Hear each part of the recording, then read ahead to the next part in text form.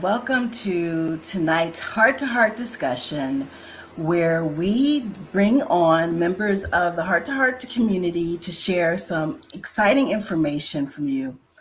Tonight, we are joined by my co host, Miss Sandra McBride, who is going to introduce herself to us right now and tell us a little bit more about herself. Hello, everyone. My name is Sandra McBride, and I am an ambassador for Healthy Heart Nation.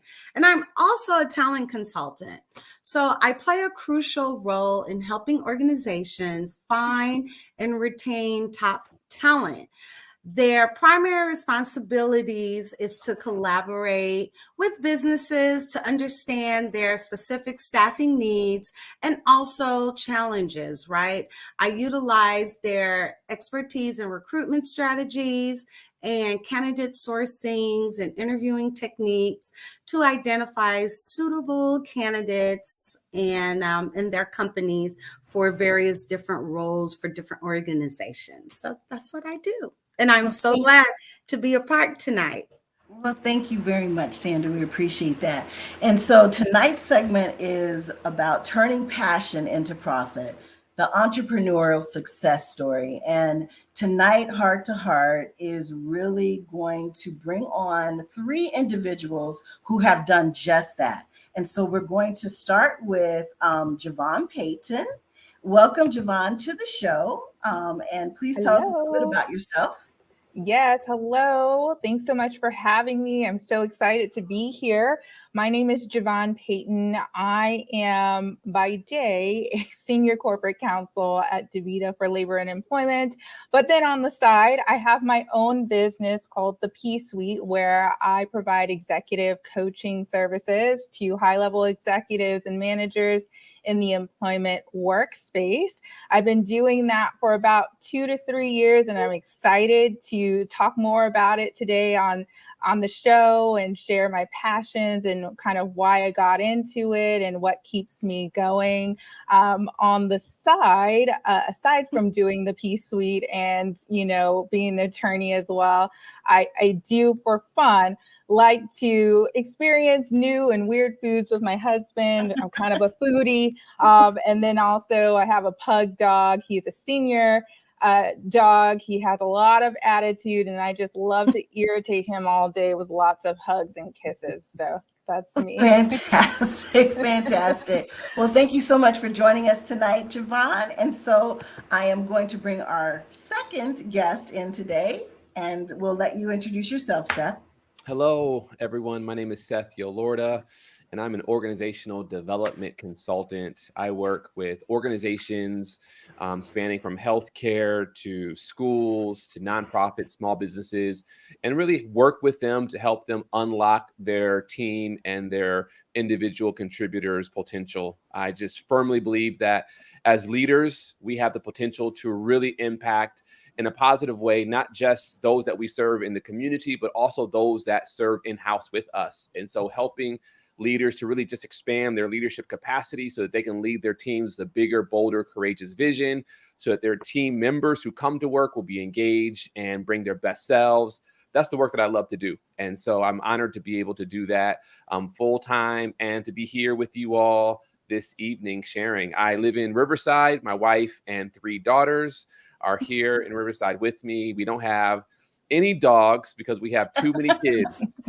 So my wife said, there's not another mouth that I'm going to feed. And so that's where we are. Fantastic. Thank you so much for being with us. And so our final guest is Kimone Hines, and we'll have you introduce yourself. And You're on mute. Him. It's my absolute first time on this platform, so sorry. You're doing great. You're doing amazing. No, thank you for having me. It's great to be on here. My name is Kimone Hines, as was mentioned. I live in Tampa, Florida, and what I do is I help individuals and organizations to bring ideas to life. By day, I coach as a business coach with an organization that helps small businesses, but my passion and the work that I love is helping individuals to just discover the value of what they bring to the table help them to develop it into a business, and then teach them how to deploy it out into the marketplace. Because I just believe there's so many of us who are sitting on such great ideas, great talents, and great expertise. And I believe that I can help you to take that and move it out into the world. So I'm glad to be here to share this afternoon. Well, that is fantastic. I know Sandra has some questions for everyone. I feel very selfish right now because everything that you all have to offer is something that I personally need. So I am going to get as much free advice as I can get tonight as possible. But before we get started, I just have a quick question, and that is around the title of executive coach, business coach, and leadership coach. Are they different? Are they this, how are they different? How are they the same? And, how do you explain the differences? Mhm. Well, I can jump in and say Yeah. that I think that there's a lot of interconnectedness between all three, because when I was becoming certified as an executive coach, I'm also certified as a leadership coach as well, because many executives out in the world are in fact leaders, and those leaders and executives run a business. So, all of them are connected in some type of way. But I think that depending on your skill set, you kind of, distinguish yourself depending on what you have to bring to the table. So for me specifically, the reason why I'm certified as an executive coach and what I bring to the table is I've been an attorney for almost 8 years. I specifically practice employment law. That is all I do. So as you can imagine, I'm a management side attorney. All I did was really work for management and employers and working with executives and trying to run their business in the employment workspace and seeing them fail, for lack of a better word, when it comes to managing their employees and how they show up, whether it's independently, time management or productivity, or just communication style. And so that led to lots of lawsuits on their end that I had to defend. So when I think about me as an executive coach, my primary responsibility and skill that I bring to the table is to coach executives specifically in the employment workspace to help them with risk reducing progress. And that means, what can we do to ensure that you don't have another sexual harassment lawsuit on your hands or some Right. other type of lawsuit, that might arise in the employment space. And I find that a lot of those problems come from executives, which that's what I target. So that's how I define executive coaching, but I don't necessarily focus on, providing a business plan like Kimon, or providing leadership advice or training like maybe Seth would. It's more about how can we take what you did wrong, identify self-awareness, and create an action plan on how we get better at it so that we can see progress and reduce your risk in the workplace. Okay, that is fantastic. And before we go further and hear from Seth and Kimon, we have another guest who I'm adding to the stage, and he is Justin. He's going to introduce himself and share with us a little bit more about him. So go ahead, Justin. Thank you for joining us. And we'll take you off mute. We got to get you off. Sorry. There you go. That's Rookie okay. mistake. But good afternoon, everybody. I'm Justin Hudson. I'm a community leader. I'm a business owner, and I'm also a professor. And I have dedicated my life to spreading peace, love, and unity, and bringing people together all across the world. So that's just what I do in a nutshell.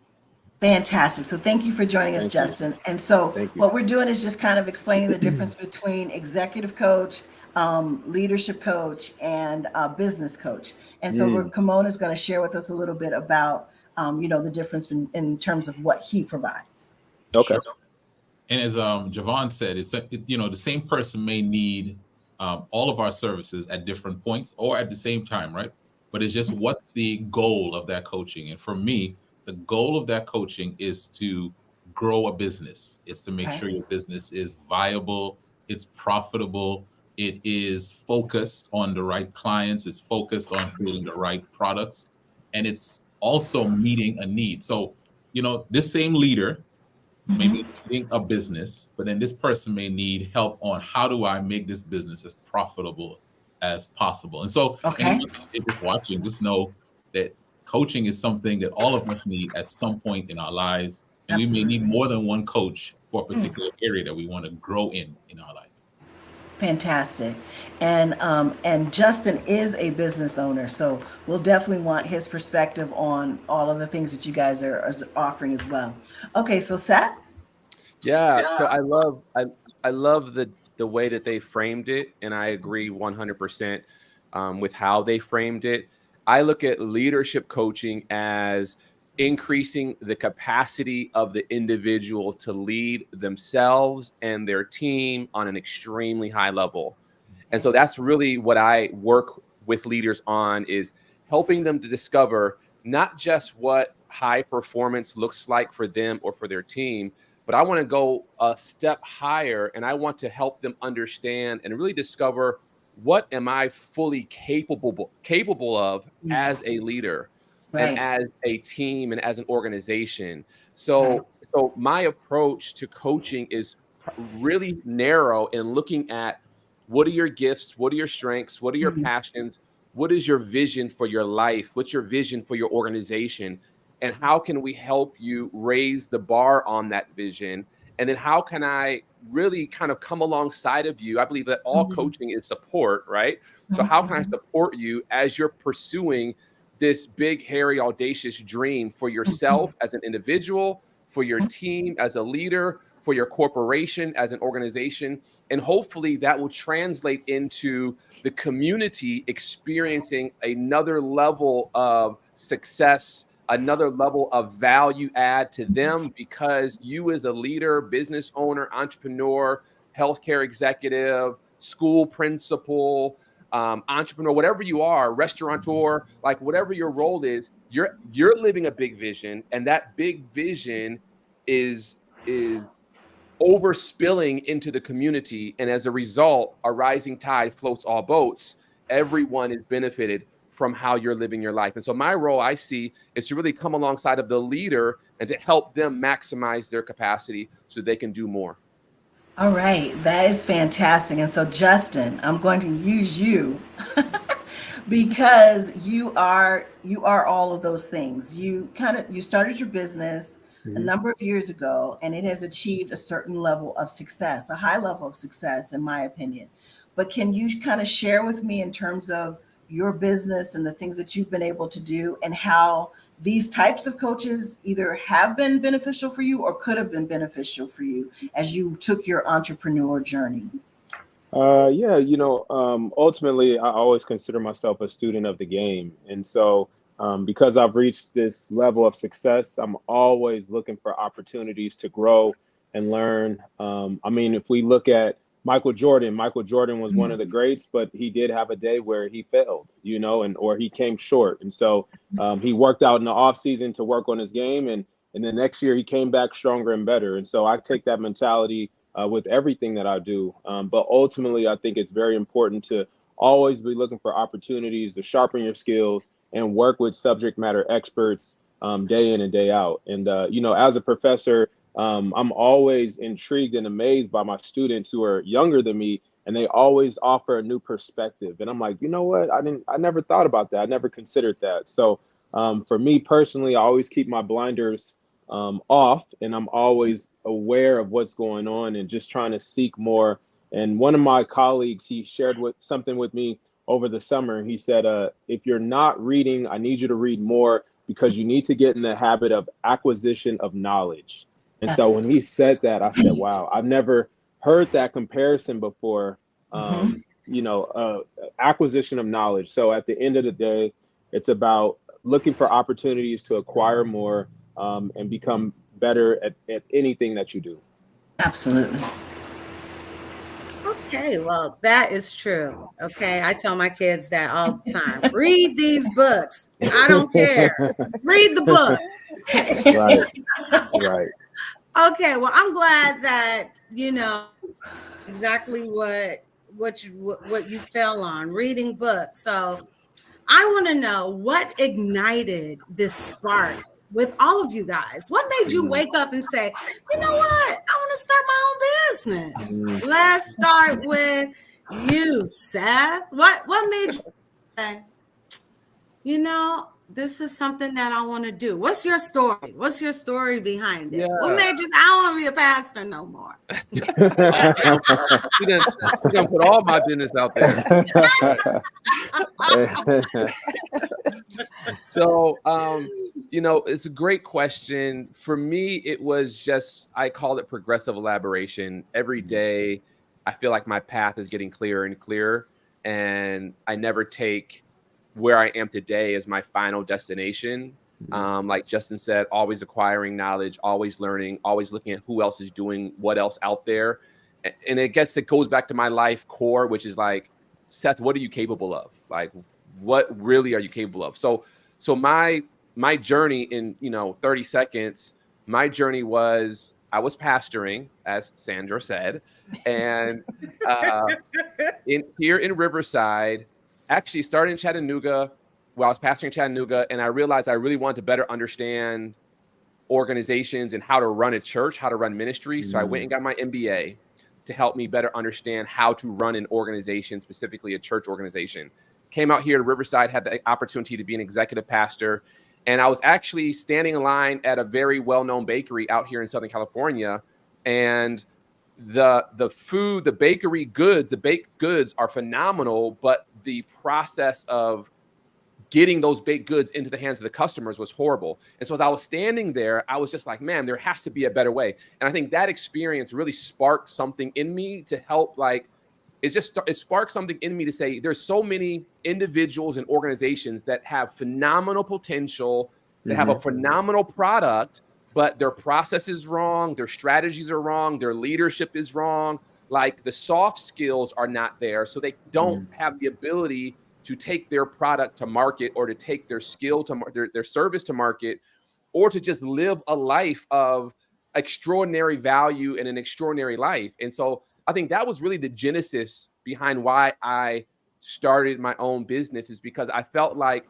God was calling me into a space where I not only help people actualize the kingdom of heaven in their life and experience a relationship with Jesus, but also I felt like I wanted to make a more tangible impact in the community by helping organizations operate on such a high level that it really was bringing the kingdom of heaven to earth by raising the value in that community, because we have some phenomenal businesses and phenomenal business leaders. So I think that's kind of where I started with my journey, is having like a disappointing experience in a bakery, and then allowing that to just be like a seed that was planted, that grew now into what I'm doing today.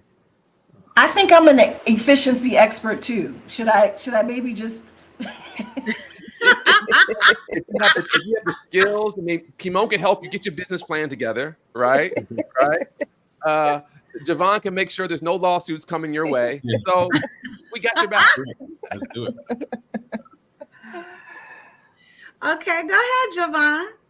Yeah, so I think for me, when I was in college, I majored in communication studies and I loved it. I specifically tailored my studies to communication, rhetoric, and cultural affairs. And so really what that was really like a lot of presenting and speaking and training, but then also understanding how people communicate. And that was just amazing to me. And so I knew with my communication studies degree, I was like, okay, I know I'm going to go to law school, and hopefully like I'll have the same like passionate experience that I have with my major, but with the law.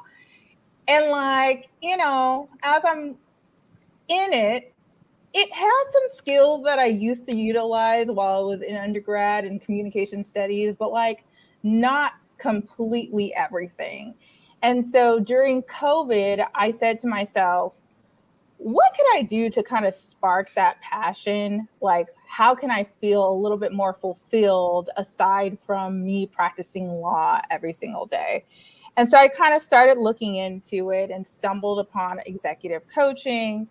I, attended classes for about a year, got certified, and said, you know what, I think that I want to start my own business. And it was very interesting because I remember the feeling that I had, and I have not ever had this feeling before, but it was kind of like, I'm not sure how this is going to go, but I know that if I don't take a chance and do something that I'm very passionate about, I may succeed or I may fail, but if I don't take this chance, I'm going to regret it. And so that feeling was so strong for me that I put a plan in place. I got everything done business-wise. And, once I secured my first client and started coaching, everything kind of fell into place. And I can tell you that I'm like, I think this is what I'm meant to do. Not saying that, obviously haven't given up the law, because I think that the law helped me be the executive coach that I am. Like, I am and what I feel, and I compare myself to other executive coaches, there's just, sorry to say, I feel like there's no executive coach like me, because I truly understand what it means, at least in the employment workspace, why things happen when leaders do certain things. And because I understand it, I know which questions to ask to really draw out appropriate solutions from the leaders on how they can take those next steps forward. So, I'm excited because I kind of see it like coming full circle, where started off as a passion in college. I was on this path of trying to find it throughout the law. Didn't really find it, but now have come back to it and is able to use my skills together and have my own business. Nice. Beautiful. Yeah, so I guess I'm up. So first of all, I'm fascinated by hearing both Seth and Javon's story and some of the common threads that I hear. So my story's similar to Seth in that I pastored, and I was transitioning from one ministry assignment to another. And on my last day, this is a place that I had created resources. I had put together templates and tools to use for planning events and all of this stuff. And they told me I could take the computer, the old computer that was no longer valuable. I could take the computer. And on my last day, without any warning, they took everything off the computer. All the budgets, all the programs, everything I had written. And in that moment, that experience made me feel like I don't ever want to give all of my energies and all of my creativity to any organization alone. Like, I just want to make sure that I have something of my own. Now, people who have jobs, you understand that that's their right to do that. But it wasn't something that I was accustomed to. So it was jarring for me. And so in that moment, I felt like I have to create something of my own. And so what I did is I started with a podcast, just simply interviewing people who started things to find out how they brought that idea to life. And God put me in a position where I had members who were starting businesses themselves, who were coming to me for advice, and I was giving them advice that was helping them. And that the desire to have something of my own, coupled with what I was already doing, helping my members, allowed me to get that clarity that I can actually coach people in business. And so that's why I started the business that I'm running now. Thank you. Justin? Yes. Entrepreneurship has always been in my blood. And I give props to my mom, my father, my grandmother. Ever since I was a little boy, they would instill this greatness in me. And I remember going to work with my father. And as I got older, I probably had every job you can think of. I was a security guard. I worked at Rite Aid. I worked for BMW. I worked at Kaiser Permanente. I was doing side gigs, on the weekend. But at the end of the day, I was never fulfilled. And I knew working these jobs would not give me the lifestyle or just the life that I wanted for myself. And most importantly, it's the legacy.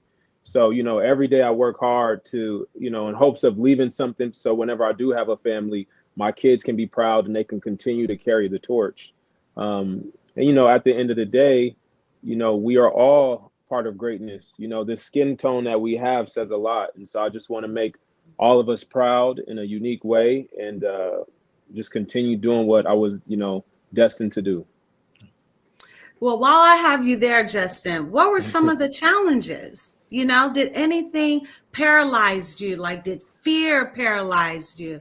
Like, were you afraid of anything, or did you just go in both feet in the water? Like, I got this, Yeah. No, great question. So I worked for Kaiser for about 16 years and I got laid off 3 different times. And I remember me, rationalizing how I was going to do certain things, having to move or, just the whole thing. You could think about it. It probably happened. And so I told myself, I can't continue to allow this company to dictate how my life is going to go. And so I've always had this passion of starting this clothing brand and, putting some type of purpose and having a valuable meaning behind it. And God showed up, a sign. There was a visible sign for me to see in real time. And that was the confirmation that I needed.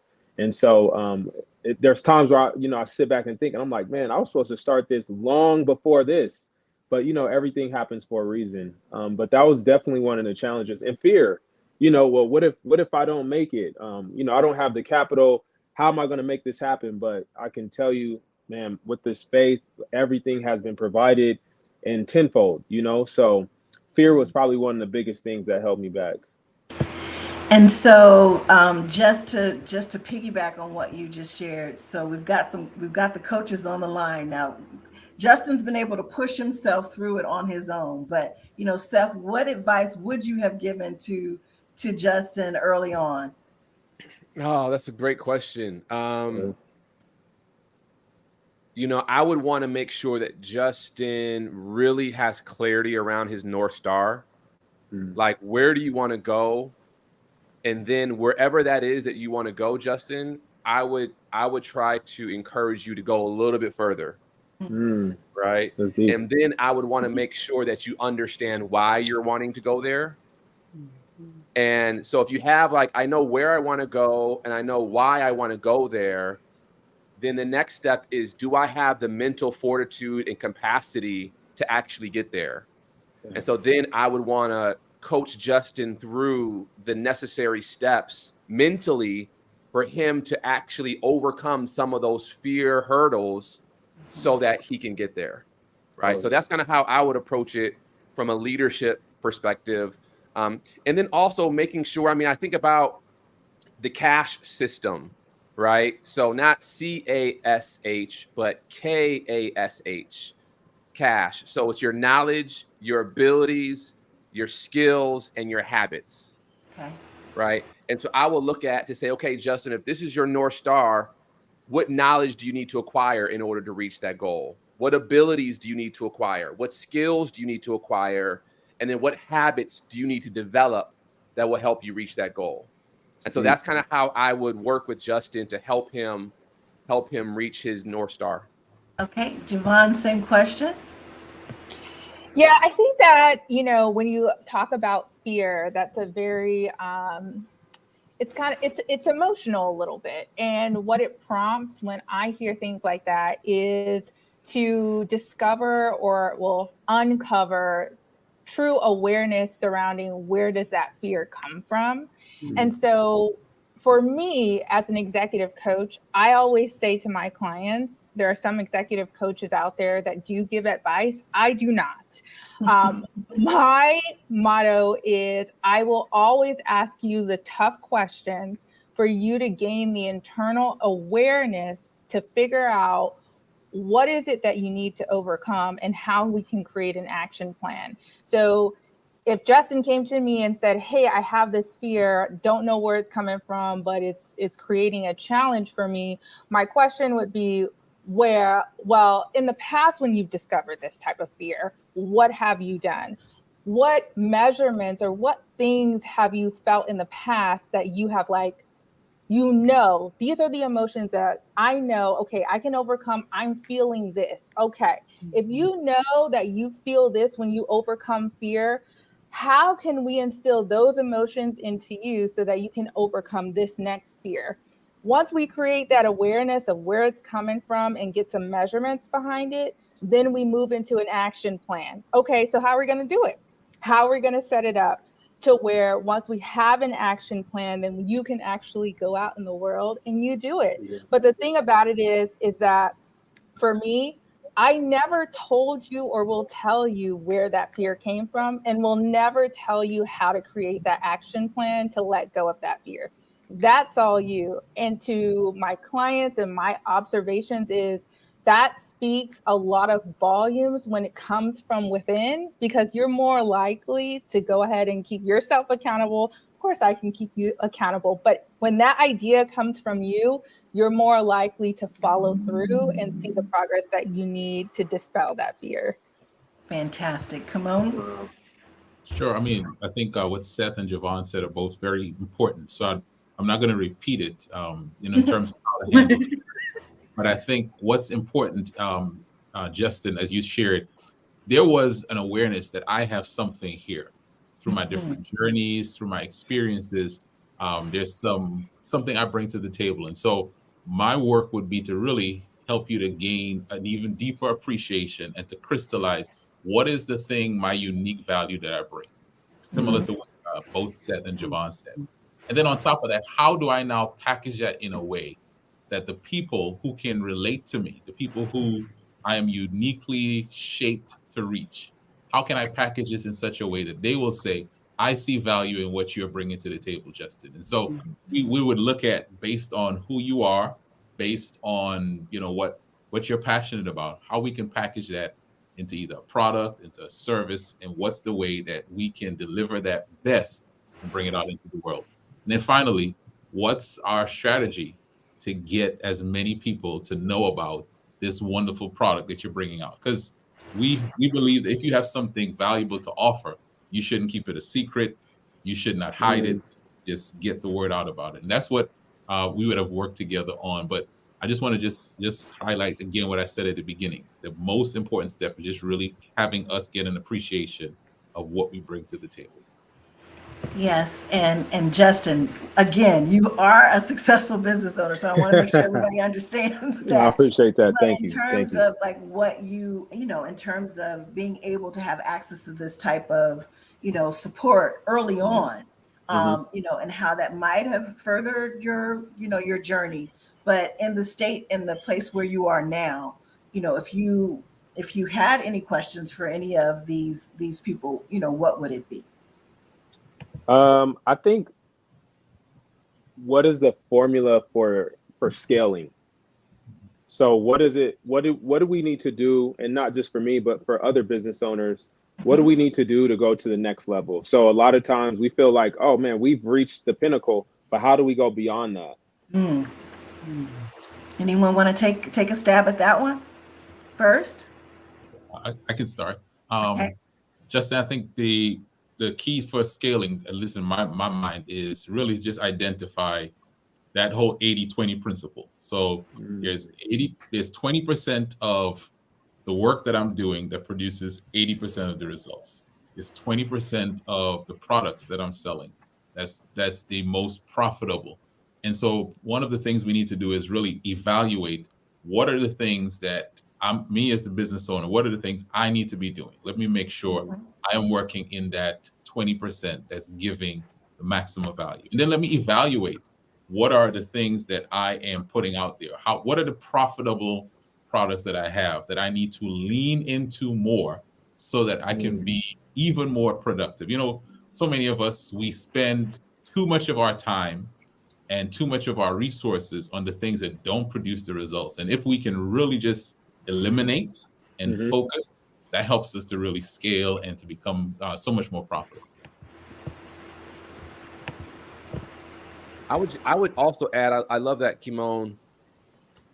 From a leadership perspective, I would say that scaling starts in here, right? Before it materializes out here.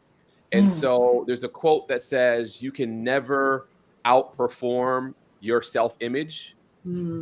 However you see yourself, you will never be able to outperform that. Wow, Steve. And so if you only see yourself at this level, it'll be impossible, extremely difficult for you to see yourself at another level. So I would want to start with just really kind of probing your identity. Like, what are your strengths that you see, right? What is your story? What are your standards, your values as an individual? Like really kind of dive deep into how you see yourself. And then once you can see yourself as not just a regional entrepreneur, but you can see yourself as a global entrepreneur, then scaling is inevitable, right? Because you will now begin to do those things that a global entrepreneur does, right? Whereas right now you only see, and I'm just hypothesizing, like I don't know you personally on that level, but I know your brand a little bit. So like you might now see yourself as a regional entrepreneur, right?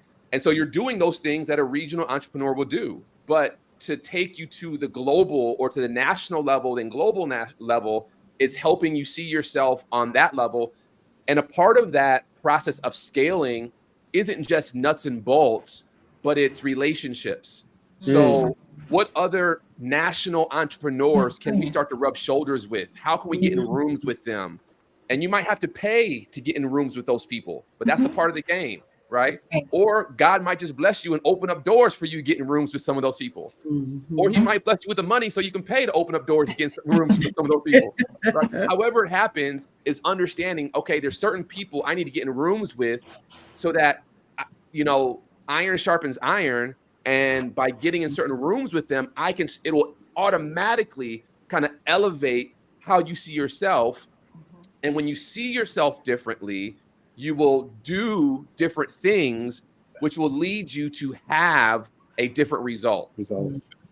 Fantastic. Right? And so that's kind of how I would frame it. That's deep. And Javon, how would you handle the scaling? Yeah, I don't get that question too often because of the way that I run my executive coaching process. It's a little bit different. But in addition to the questions that Seth had mentioned, one of the questions that I would ask is, what's the challenge for you in getting to that next level?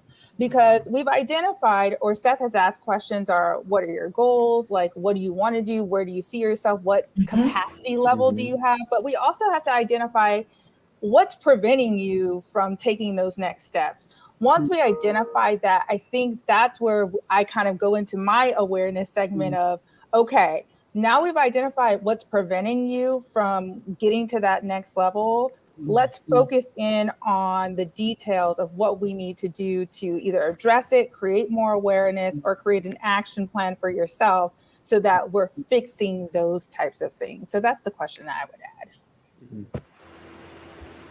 Okay, thank you. Very helpful. All right, so could you provide examples of specific steps that you took to monetize your passion and create a sustainable business model? Let's go with you, Seth. I feel like Sandra's picking on me today, but it's okay. So the steps I took, and this is just what I did. I didn't read the book on it, but I called Kimon. I literally called Kimon. Kimon was probably, if not the first 1, 2, or 3 clients that I had.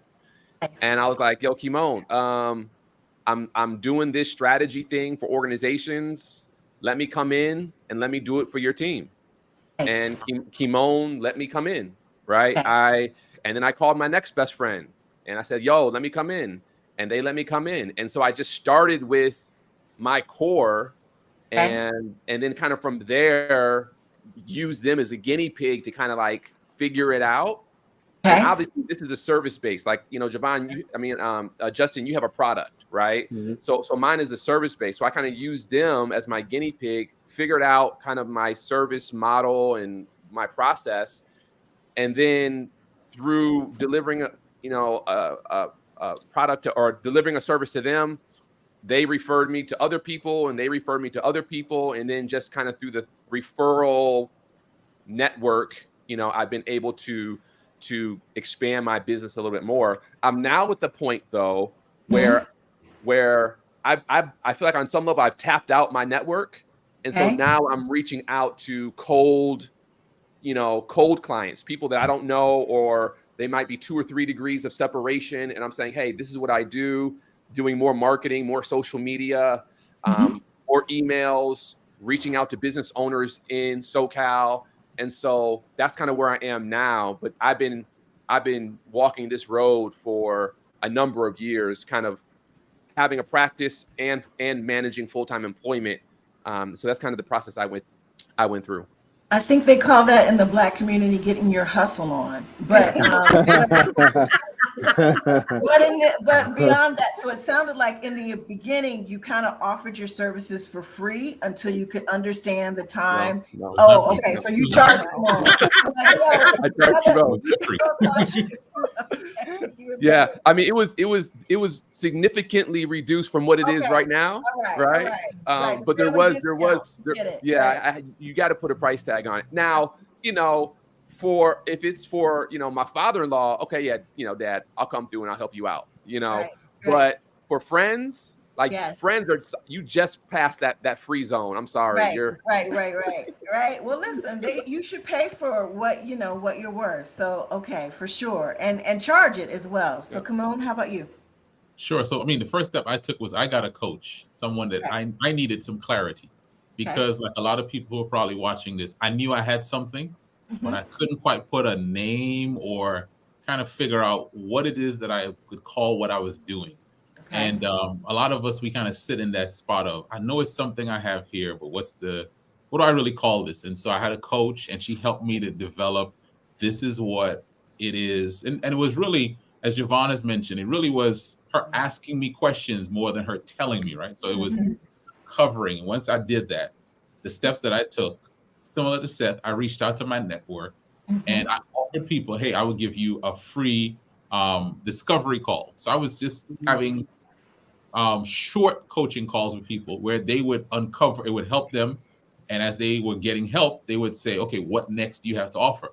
And then I would put a package together and I would offer that to them. I wasn't just selling them one session at a time or whatever, because I recognized I really could not budget off of that. If I sold you something that was 3 months of coaching, then I could budget off of that. And my business has gone through different shifts. So I just want to tell people, anyone starting something, start and then give yourself the ability to pivot and to learn and to grow.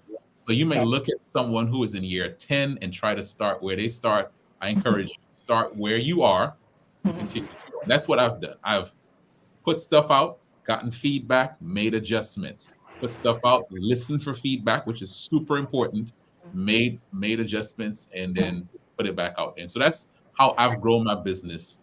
And right now I'm in a different stage, as Seth is saying, which I'm now reaching out to organizations to work with the people that I'm looking to work with in the organization. Fantastic. Okay, so how about you, Javon?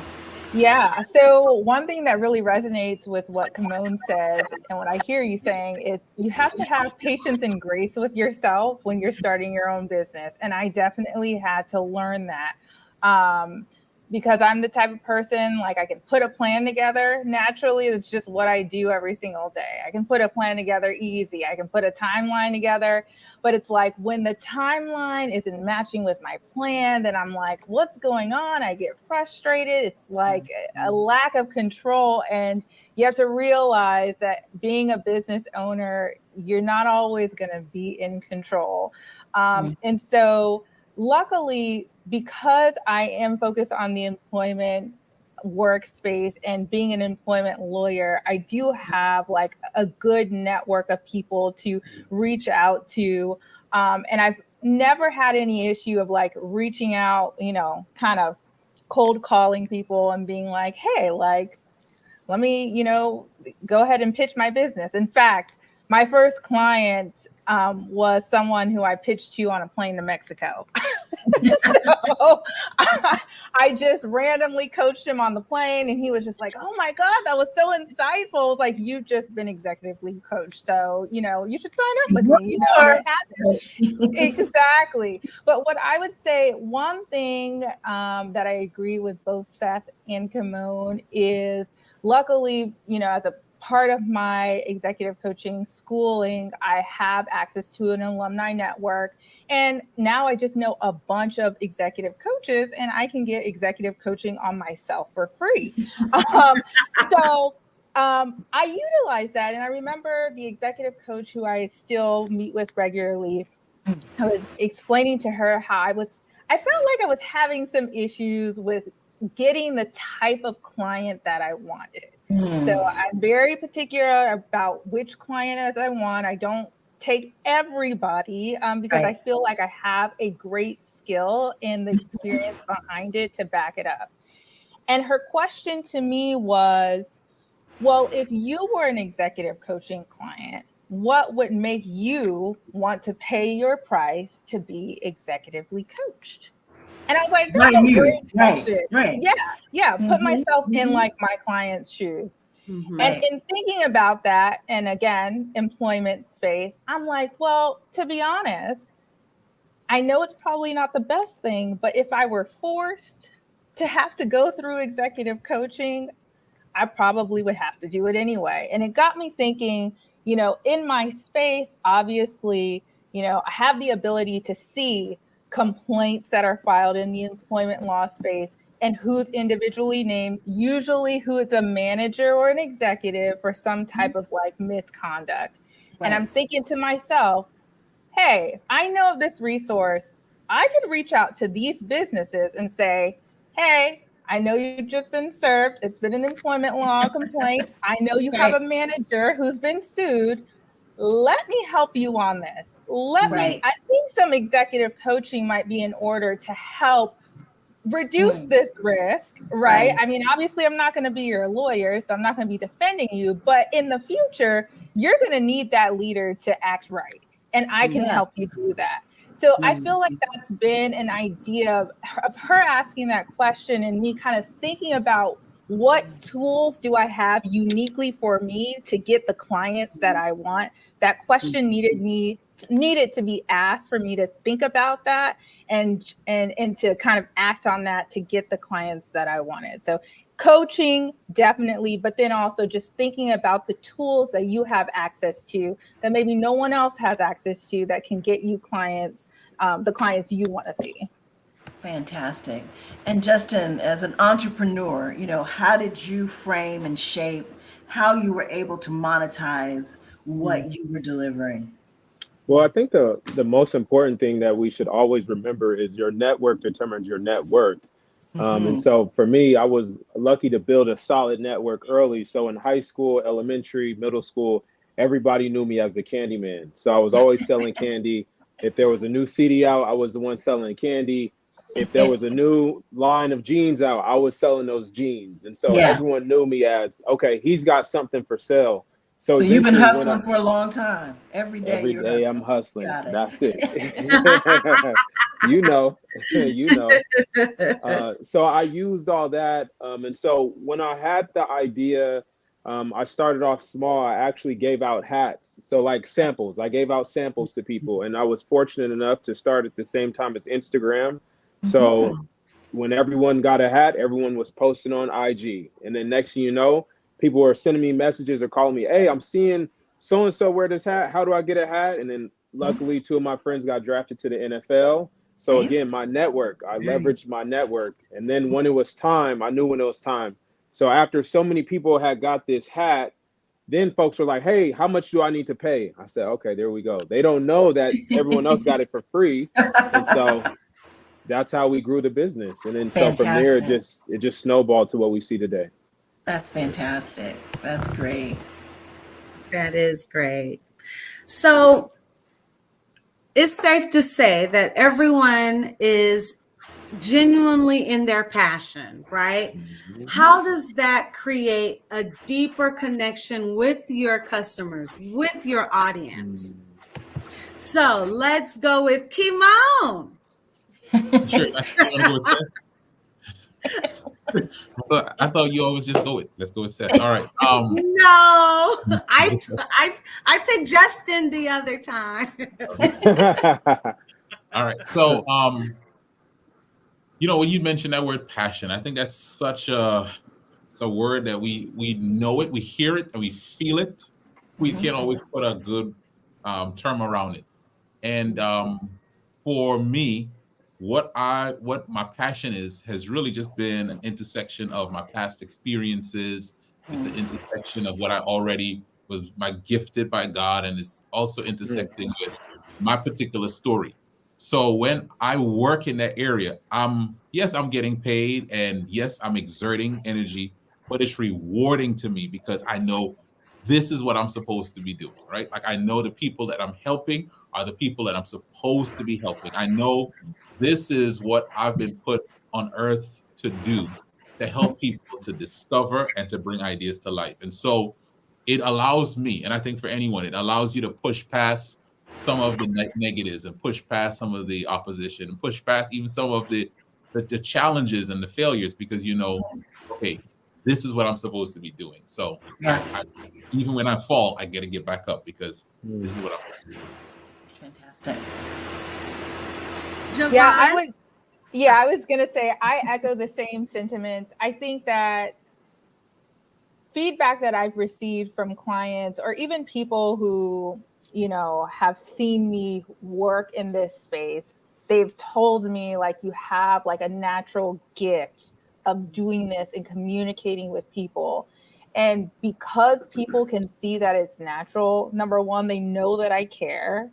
And number two, they know that whatever progress they're seeking to achieve, like I will get them there because I'm passionate about it. And in fact, I love working with passionate clients. Like, and my most passionate clients are really sometimes small business owners, you know, CEOs of their own business or startup businesses, because they are so passionate about what they're doing and wanting to get it right, making sure whether that's internally or externally, let me get this right. Let me get myself right so that I can create a successful business. And when you have two passions working together, like honestly, the result and the outcome is really fascinating to watch. So, you know, I can't say that enough. I agree with you, Kimon. Like the satisfaction is in getting, and the fulfillment that you get from doing something that you're passionate about is nice. That's fantastic. Justin? Yeah, I mean, I honestly can say I'm living part of the dream. This is something I've dreamed about my whole life, having my own storefronts and being able to connect with people every day. And I am truly dedicated to this. I don't take any shortcuts. And so one thing that I made a promise to myself in the very beginning when I started, so every time someone orders something online and my team gives me the order, I write a handwritten note to my customers, or excuse me, we don't say customers, we say family members. Nice. And so I've been doing that for the past 12 years. And so I remember there was a time when I first started and I was in my room and I had all these boxes and I'm like, oh my God, I think I wasted all this money. I'm not gonna be able to sell this. Like, what am I gonna do? But now that's not even a problem. I don't even question that, you know? So when we talk about passion, it's really here. And I mean, just today I had a gentleman come in and, you know, he was so excited because he wanted to show me that he got the logo tattooed on him, you know, so people can really feel the passion. And this is, again, I live it. I really live it. And so I've dedicated my life to this. But most importantly, me dedicating my life to this is also to be an example to show folks that they can do the same thing. They can turn their dreams into a reality. Well, you know, you can't break up with the guy that tattooed himself on you now, right? You know, like that is truly your family member like now. Yeah. You have to get him Christmas gifts. He has to come over for Thanksgiving dinner. Yeah. Well, it's kind of hard. It's about 35 people now, so oh wow, yeah, it's a little tough, but we'll make it happen. Seth? Yeah, Justin, that's phenomenal. That's a level of brand identity that is just next level. That's that Harley Davidson level, right? Right. You see Harley Davidson tattoos. You don't see any Apple tattoos, I don't think, but you see Harley Davidson and you see One IE tattoos. So, that's amazing. So that's phenomenal. Oh, that's funny. So you know, yeah, I think you know, I just echo what Kimon and Javon said. I think passion is important. You know, you want to make sure that whatever you're doing, that it's in your zone of genius, that it's something that you are excited about. You know, I like the definition of passion It says passion is a conviction that becomes contagious because it withstands the test of pain. Ooh. Right? A conviction that becomes contagious because it withstands the test of pain. And so if you're really passionate about something, you're going to sacrifice some things for that. You're going to get up early, stay up late, maybe empty out the bank account. You're going to experience some pain for whatever that passion is. And so to make sure that whatever you do, whatever is your calling in life, whatever that big vision, that big North Star that's pulling you forward into your future self, that there is that is connected, that one of the chords or one of the strings, the reins that connects you to that North Star is that passion rein, because you're going to need it from time to time. So yeah, I agree with what they said. It's phenomenal. Seth, you said something. You said you're going to stay up late. I'm just going to leave it right there. You said you're going to stay up late. Listen, she knows I shut it down like 8 p.m. I am shutting it down. I know that we're going to have to wrap it up soon, but I think, Danette, do I have time for 2 more questions or 1 more question? You may have a wrap up. I think we're at the wrap up. Okay, so a wrap up. Let's wrap it up. Javon, this one's for you. You can start this one off. What advice do you have for aspiring entrepreneurs that are trying to monetize their passion and that would like to start their entrepreneurship? Yeah. So I would say, number 1, be patient and give yourself grace, because as I said earlier, this is not an easy road. And for someone who I thought it would be easy, because I'm like, I already have the skills, like it's fine. It's, I have my 30, 60, 90-day plan and it's going to work according to plan. I'm going to make this money and I'm going to be good. But it doesn't always happen that way. And that's okay. And once you're able to live with that and recognize, okay, be patient, give yourself grace. The next thing is just have faith. It's going to work out. If you have the passion to do something, you will also need the faith to see it through. Because like I said, the reason why I'm still here is I got that feeling. I was like, if I don't do this, I may fail. And I hate failure. I know it's something you got to do. But if I don't do this, I'm going to regret it. And I don't want to live this life with any regrets when I could have had a chance to make a difference. Yes. Wow, Justin. No, come on, actually. Oh, Kimon, sorry. I'm sorry, Kimon. Justin, we look alike. That's what it is. I guess, man. I guess. I mean, I want to just say amen to what Javon said. And for someone out there, yeah, you need to have, I would say get a coach, get someone to help you. But after a while, there is just start, right? It's just start. And sometimes it means start small. It means start without everything being perfect, but start. And as Justin mentioned, right, he started with a hat. And what's the one thing you can put out there to get started? I think for so many of us, we want to get it right, and so we never get it out. And so I just start. Can you say that again? I'm sorry. So many times we want to get it right, so we never get it out, right? And I'm holding an Apple iPhone in front of me, right? So the crazy thing is, my iPhone is iPhone version 12, or I forgot what number they're up to now. Oh, yeah. They started with the 1, and they've upgraded and upgraded. And what's crazy is even the one that you have now, if you have whatever phone, after a while they send you what's called updates, because they realize we need to get it out and then get it better. So for anyone out there, what can you do to start and then give yourself permission to improve upon what you have as you keep growing your business? I like that. That's fantastic. Okay, since she was calling Justin earlier, go ahead, Justin. Yeah, I just want to piggyback off Kimon. So it's not about how you start, it's about how you finish. Yes. And at the end of the day, consistency is key, and you got to fight like hell to, make sure your dreams become a reality, because we do only have one life to live. And so that's what I would end with that. Fantastic. Thank you. Yeah, I don't got a tattoo, Come on now. Come on. I got the hat, bro. Come on, family member. Listen. I'm not on that tattoo level, man. I'm still on the pro. I got the hat. It's all love, baby. It's all love. I would say entrepreneurship is in your birthright. Like I want you to receive that. Entrepreneurship is in your birthright. Genesis chapter 1, verse 28. God said, Adam and Eve, be fruitful, multiply, replenish the earth, subdue it, and have dominion. Yes. Right?